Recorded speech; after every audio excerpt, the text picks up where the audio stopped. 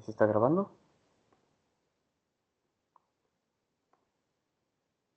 Sí. Listo. Bueno, buenas noches con todos. Nosotros somos del grupo 6. Vamos a exponer el caso clínico sobre fibrosis quística. Bueno, como historia clínica tenemos los datos sociodemográficos. Se trata de un paciente hombre de 17 años, soltero y que se graduó de bachiller.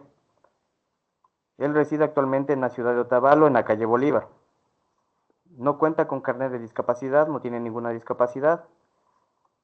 Provee la información él mismo y también es referido por el médico de atención primaria. En cuanto a hábitos alimenticios, tenemos que tiene una dieta equilibrada, no consume alcohol, no consume tabaco ni otras sustancias. No realiza actividad física, pero tampoco la especifica. En cuanto al motivo de consulta, tenemos que el paciente acude por sugerencia del médico a fisioterapia luego de haber sido diagnosticado con fibrosis quística hace 2 semanas aproximadamente.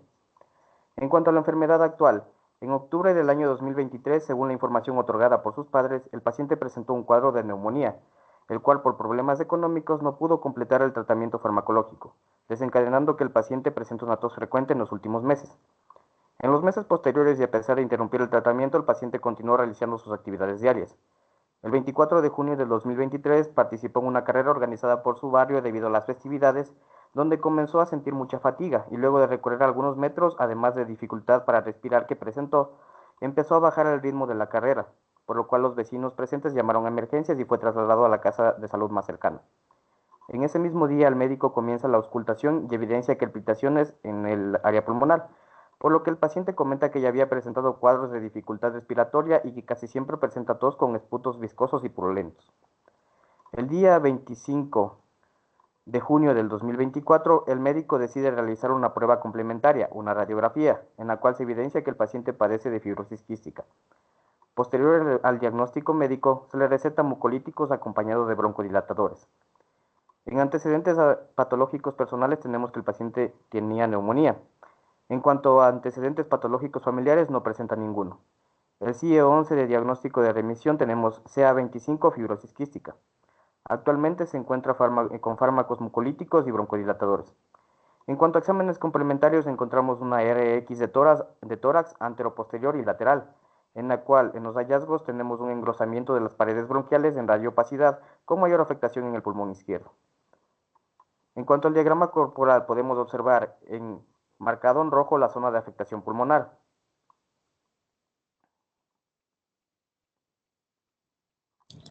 Screening. El paciente se encuentra consciente y orientado. Llega acompañado de su hermano sin ninguna ayuda técnica. Se observa dificultad al respirar. Sus inspiraciones son cortas y el paciente a menudo tose. Su postura es de intervención de hombros. Por tanto, el sistema predominante es el sistema cardiorrespiratorio, además de que se tomará en cuenta el sistema musculoesquelético. En el cuadro de pertinencia evaluaremos 9 categorías.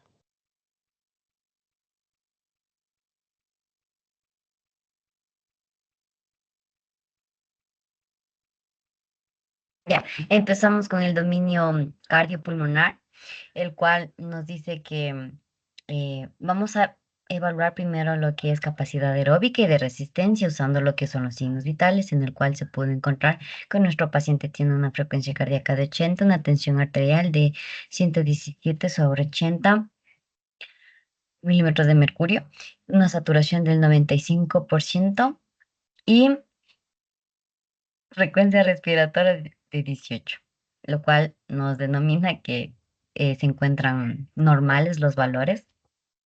Seguidamente nosotros evaluaremos lo que es la categoría perdón, el instrumento de test de marcha estacionaria de 2 minutos, el cual nos dice que este test se va a hacer en una sola posición, en el cual va a marchar levantando sus rodillas a la altura de las crestas ilíacas y cada levantada cuenta como un paso, que sería contando el derecho. Entonces, lo que se va a hacer es tener en cuenta la frecuencia cardíaca, la frecuencia respiratoria, la saturación y la escala de Born. Antes del test, después de 1 minuto de realizar el test, después de 5 minutos de realizar el test y los pasos. En este caso, nuestro paciente tiene 58 pasos que lo que quiere decir que la capacidad aeróbica del paciente es inferior o se encuentra en riesgo, debido a que en el test de marcha, si es menos de 60 pasos, es zona de riesgo. Ya. Seguidamente vamos con la ventilación y respiración, otra categoría, la cual su instrumento es la escala de Born, que nos dice que es una nota 6, pero esto fue después de realizar el test de marcha de 2 minutos. Ya. Luego seguimos con el instrumento de auscultación, que aquí podemos escuchar a nivel pulmonar que hay crepitantes y sibilancias. Los crepitantes podemos ver o evidenciar a nivel basal de los dos pulmones y sibilancias en pulmón izquierdo.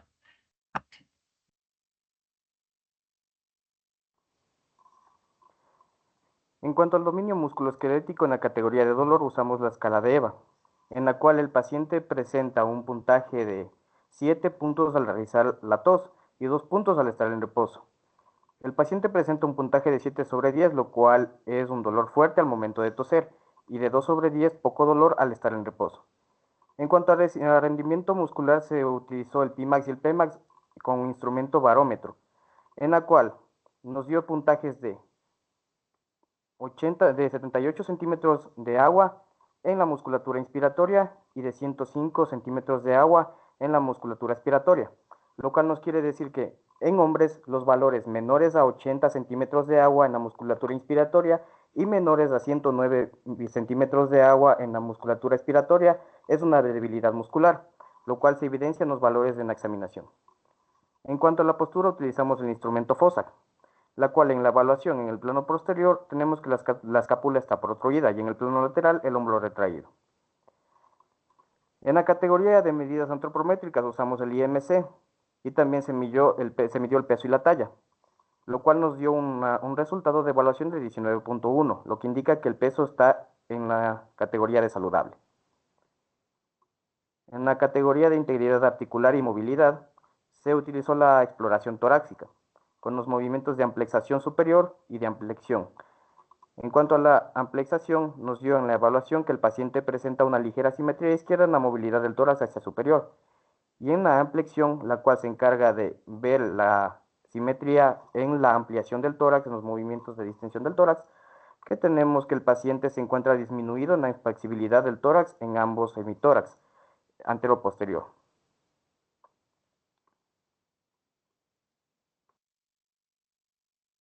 Dentro del dominio de comunicación, afecto, cognición, lenguaje y estilo de aprendizaje, nosotros evaluamos la categoría de factores ambientales con el instrumento de APGAR familiar, lo cual nos dio una puntuación de 17 puntos, lo que nos quiere decir que el paciente no se encuentra con ninguna disfunción familiar y que está dentro de los valores normales.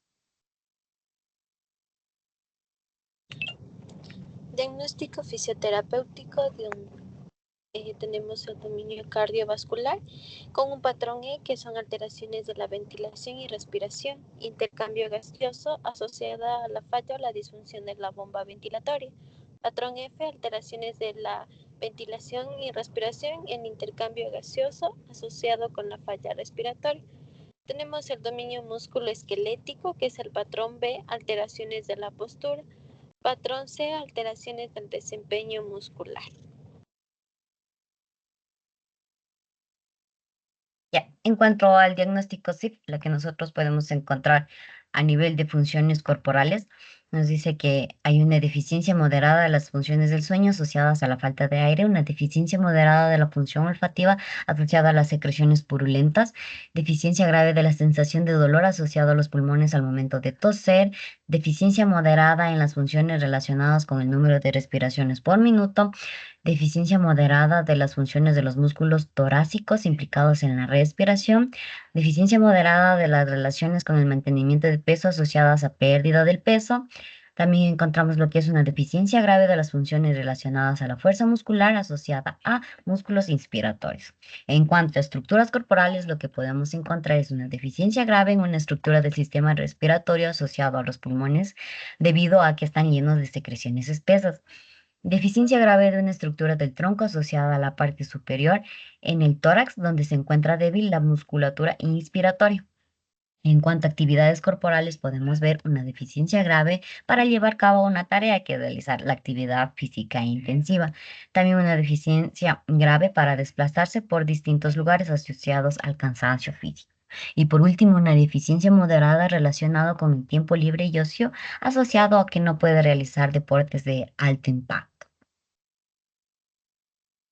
Lo que también podemos ver es que hay factores ambientales y los factores personales, los cuales nos dicen que en los factores personales como facilitadores encontramos que no presenta alteraciones cutáneas, que hay predisposición para acudir a terapia y realizar los ejercicios y cuenta con recursos económicos. La barrera de él es que siente ansiedad por su patología propia. En cuanto a los ambientales encontramos facilitadores como son que facilitador grave acerca de los profesionales de la salud asociado a la atención para la atención de sus problemas respiratorios para un adecuado diagnóstico. Un facilitador grave acerca del apoyo de los miembros de la familia cercanos para evitar que no se bajonee por su enfermedad y a incentivarlo a que siga adelante. En cuanto a su barrera, encontramos que eh, barrera moderada acerca de los servicios, sistemas y políticas de educación e información asociada a las desventajas de poder asistir a competencias normalmente. Diagnóstico C11 apta. El paciente masculino de 17 años con diagnóstico médico C11, CA25, fibrosis quística, que presenta con en relación a estructuras y funciones corporales correspondientes al dominio cardiovascular como dominio predominante. Debido a la patología presenta un patrón E. En este dominio cardiopulmonar dice que las alteraciones de ventilación y respiración, un intercambio gaseoso asociado con la falla o alteraciones de la ventilación y respiración. Tenemos un intercambio gaseoso en el patrón F, alteraciones de la ventilación y respiración, intercambio gaseoso asociado con falla respiratoria. Deficiencia moderada de la función olfativa asociada a secreciones purulentas en las funciones relacionadas con el número de respiraciones por minuto. En las funciones de los músculos torácicos implicados en la respiración, de las funciones relacionadas con el mantenimiento de peso, asociadas a la pérdida de peso, de las funciones de los sistemas digestivos, metabólicos, endocrinos, asociadas a un estreñimiento. Tenemos la deficiencia grave de una estructura del sistema respiratorio asociado a los pulmones llenos de secreciones espesas, de una estructura del tronco asociada a la parte superior en el tórax donde se encuentra débil la musculatura inspiratoria. En cuanto a su desempeño, encontramos deficiencias graves de una estructura del sistema respiratorio asociado a los pulmones llenos de secreciones espesas, de una estructura asociada en la parte superior de la musculatura inspiratoria. En cuanto al pronóstico, tenemos paciente masculino de 17 años con diagnóstico médico CE11, CA25, fibrosis quística, con un pronóstico de discapacidad estable y funcionalidad en progreso. Se toma en cuenta que presenta riesgos de presentar infecciones respiratorias, así como también su evolución va a depender de factores positivos como la predisposición del paciente al tratamiento y de su autocuidado. Se tiene como meta aumentar su capacidad aeróbica y pulmonar para que se reintegre a las actividades de la vida diaria, mediante la aplicación de ejercicios terapéuticos, agentes físicos y electromagnéticos. Se realizará en un total de 30 sesiones, 3 veces por semana, con una duración de 1 hora cada sesión, considerando que luego de que haya finalizado su tratamiento se hará una reevaluación. Dentro de la intervención fisioterapéutica nos hemos planteado como objetivo general aumentar la capacidad aeróbica y pulmonar para que se reintegre a sus actividades de la vida diaria. Dentro de los objetivos específicos tenemos reeducar al paciente y a su familia sobre la patología, También ayudar a la movilización y eliminación de secreciones pulmonares. Otro de los objetivos es fortalecer músculos respiratorios. Y por último, utilizar la nebulización como técnica para administrar fármacos y mejorar el manejo de los síntomas.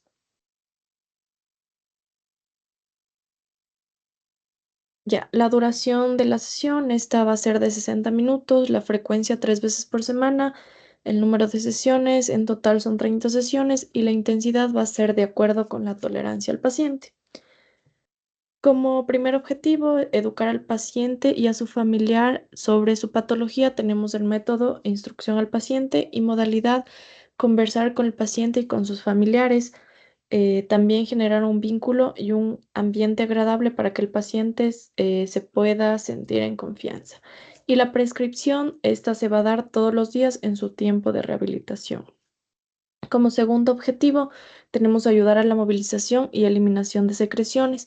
Como método, movilizaciones de secreciones y la modalidad, bájale Juan, por favor. Ya, enseñar al paciente y a su familia las técnicas de drenaje postural adecuadas para así poder movilizar las secreciones en diferentes áreas de los pulmones. Y de igual manera realizar la técnica de percusión y vibración en combinación con la tos para que así pueda facilitar el expulsar la expectoración de las secreciones. Y la prescripción, esta igual se va a dar toda la semana para evitar que exista una acumulación de secreciones y se genere infecciones respiratorias en el paciente. Eh, Otro de los objetivos tenemos fortalecer los músculos respiratorios como método instrucción al paciente. Y dentro de la modalidad tenemos implementar técnicas de respiración profunda y diafragmática. Y también mejorar la capacidad respiratoria mediante ejercicios de entrenamiento de los músculos respiratorios, como es la inspiración y expiración contra resistencia desde la tercera semana. Y como último objetivo, tenemos utilizar la nebulización como técnica para administrar fármacos y mejorar el manejo de los síntomas. Este se va a dar mediante el tratamiento por inhalación y la modalidad es broncodilatadores, también glucocorticosteroides. Por lo general, los broncodilatadores, este se lo realiza de 10 a 15 minutos antes de la rehabilitación y los glucocorticosteroides, esto se lo realiza después de la fisioterapia.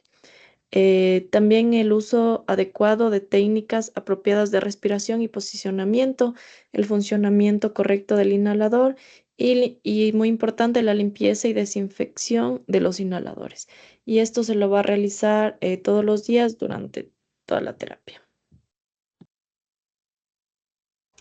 Al finalizar tenemos el cronograma en donde constan todas las actividades y eso sería todo. Muchas gracias.